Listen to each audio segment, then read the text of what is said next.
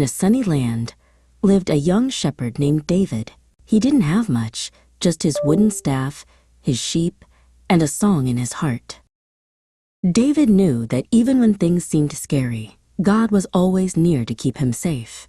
He learned to trust that big or small, God's care was the strongest shield of all. But one day, the sunny land was filled with shadows. Two great armies stood facing each other across a wide valley, like two grumpy giants staring across a fence.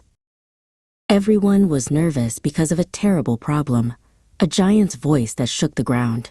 The soldier, Caleb, felt the fear deep in his tummy every time he heard the giant call out. This terrible problem was named Goliath.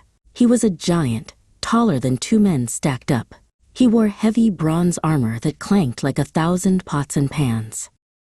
Goliath carried a spear as thick as a tree and a sword as long as a boat. Every morning and every evening, he shouted a challenge that made the soldiers' knees knock. "Send me a man to fight. If he wins, you win. If I win, you lose." Meanwhile, David came to the army camp to bring fresh bread and cheese to his older brothers. David saw the great giant, and he saw how afraid all the mighty soldiers were. Even his brother Eliab, who was usually very brave, looked pale and worried. David wondered, why is everyone so scared of this giant? Who is he to shout against the power of God, the God who kept me safe from the lion's paw? The king's armor-bearer Benaiah heard David speak. He came over and looked down at the young boy. "You are just a boy, David. This giant has been a warrior his whole life." But David smiled. "I am small, but I am strong," he said. "I have fought bears and lions to protect my sheep, and God helped me win. I am not afraid." The king offered David a beautiful, heavy suit of royal armor. He wanted David to be protected. David put on the helmet, but it slipped down over his eyes. David could barely walk in the big metal chest plate. The armor was too big and too heavy for him. He took it off. David knew he had to use what he trusted most. He chose only what he knew best: his shepherd's bag, his trusty sling, and 5 smooth, round stones he found by a nearby stream. These were his tools of trust. With his sling in hand and a heart full of courage, David walked down into the wide, empty valley. The rocky ground crunched beneath his sandals. He was all alone. The giant Goliath saw the small figure walking toward him. He threw back his head and laughed a terrible, rumbling laugh that echoed off the hills. "Am I a dog that you come at me with a stick?" he roared, shaking his enormous spear.